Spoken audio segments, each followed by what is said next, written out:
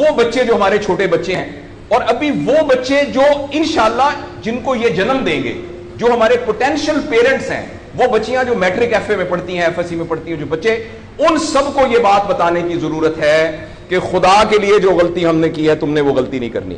اپنے value system کو ٹھیک کرنا ہے.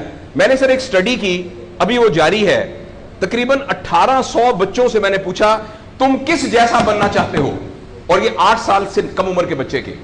آپ یقین کریں بچوں نے جو کہا وہ یہ کہا میں میسی کی طرح بننا چاہتا ہوں جو فٹ بالر ہے, کسی نے کہا میں عاطف اسلم کی طرح بننا چاہتا ہوں, کسی نے انڈیا کے اداروں کا نام لیا, کسی نے نہیں کہا میں ابو بکر کی طرح بننا چاہتا ہوں, کسی نے نہیں کہا میں حضرت علی کی طرح بننا چاہتا ہوں, کسی نے نہیں کہا میں قائد اعظم کی طرح بننا چاہتا ہوں, کسی نے نہیں کہا میں عبدالستار ریدی کی طرح بننا چاہتا ہوں. ایک بچی نے صرف کہا کہ میں حضرت فاطمہ کی طرح. میں نے اپنے یوٹیوب چینل پہ اس کا بچی کا انٹرویو لایا, چھوٹی سی بچی نے کہا میں پارک میں پھر رہی تھی, میں نے کہا بیٹا تم کیا بننا چاہتی ہو, کہتی میں حضرت فاطمہ کی طرح بننا چاہتی ہوں. تو میرے دوستو, ہم نے اپنے بچوں کے رول ماڈل ہی غلط کر دیے ہیں.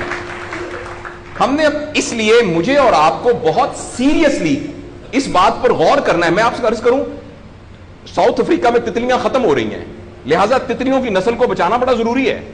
اچھا پانڈا ختم ہو رہا ہے, پانڈا کو بچانا بہت ضروری ہے. انسان پانڈا اور تتلیاں نہیں ہیں, انسان ختم نہیں ہو رہا ہے, انسان کا بچانا کوئی اتنا ضروری نہیں ہے, وہ پانڈا نہیں ہے. اس لیے اگر ہم اپنے بچوں کو یہ رول ماڈل نہیں دے سکتے تو مہربانی کر کے بچے نہ پیدا کریں. لیکن اگر ہم نے اپنی اولاد پیدا کرنی ہے تو وہ اولاد وہ پیدا کرنی پڑے گی اور اس کی وہ تربیت کرنی پڑے گی جن کا رول ماڈل وہ ہو جو حضرت عمر تھے, جو حضرت ابو بکر تھے, جو حضرت علی تھے, جو فاطمہ تھی, جو زینب تھی, جو خدیجہ تھی رضوان رضی اللہ عنہا. یہ ہمارے رول ماڈل ہمیں پیدا کرنے پڑیں گے, اور یہ تب ہوگا جب ہمارے اندر سے یہ دو چیزیں ختم ہوں گی. نمبر 1, ہم پیسے کی بنیاد پر اپنے آپ کو بڑا نہ سمجھیں, اور دوسرا یہ کہ ہم فرد کو فرد کے لیے تیار نہ کریں, فرد کو معاشرے کے لیے تیار کریں. میرا بیٹا تو 1100 میں سے 1100 نمبر لے کے ڈاکٹر بن کے ایک جگہ پر اسسٹنٹ پروفیسر لگا ہوا ہے, معاشرے کو کیا فائدہ ہوا ہے؟ اور ہم میں سے آپ سوچیں کہ اللہ لوگ, عموماً ہم سب لوگ جب اللہ کا شکر ادا کرتے ہیں کہ یا اللہ تیرا شکر ہے, 3 مرلے کے مکان میں رہتے تھے, اب ماشاءاللہ کوٹھی ہے 2 کنال کے اندر, اور سائیکل پہ ابا جی جاتے ہوتے تھے, لیکن الحمدللہ ہمارے پاس اب 2-3 گاڑیاں ہیں, اور چھٹیاں تو سوال ہی پوادے کر جاندے ہوندے سی, کدے کدے گوڑ کھاندے سی, خراستے. اب ہم سارے بھوربن میں جاتے ہیں چھٹیاں گزارنے, کبھی کبھی انگلینڈ بھی جاتے ہیں. اللہ کا ہمارے اوپر بڑا کرم ہو گیا. اس غلط فہمی سے ہم اپنے آپ کو نکالیں.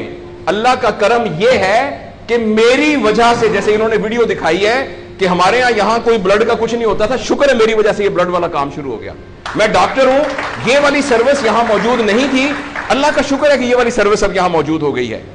اللہ کا شکر ہے یہ ہو رہا ہے. سروس اورینٹڈ جب تک ہم اپنے بچوں کو نہیں ڈیولپ کریں گے, اس وقت تک میں آپ کو بہت دکھ سے اعلان کرتا ہوں, بڑی ہی تکلیف کے ساتھ, میں بہت آپٹمسٹ آدمی ہوں, میں یونیورسٹیوں میں جاتا ہوں, کالج میں جاتا ہوں, بچوں سے بات کرتا ہوں, اگر ہم نے اگلے فوری طور پر اپنے بچوں کی تربیت پہ توجہ نہ دی, اگلے 10 سال میں ایک ایسی نسل آنے والی ہے جن کو چائلڈہڈ ڈپریشن ہوگی, جن کو سوئسائڈل تھاٹس آئیں گے, جن کی سیکسول ٹریننگ بہت بری ہوگی, اور جن کے اندر ریلیشن شپ پرابلمز ہوں گے, اور یہ ہونے والا ہے, ہماری آنکھوں کے سامنے ہونے والا ہے.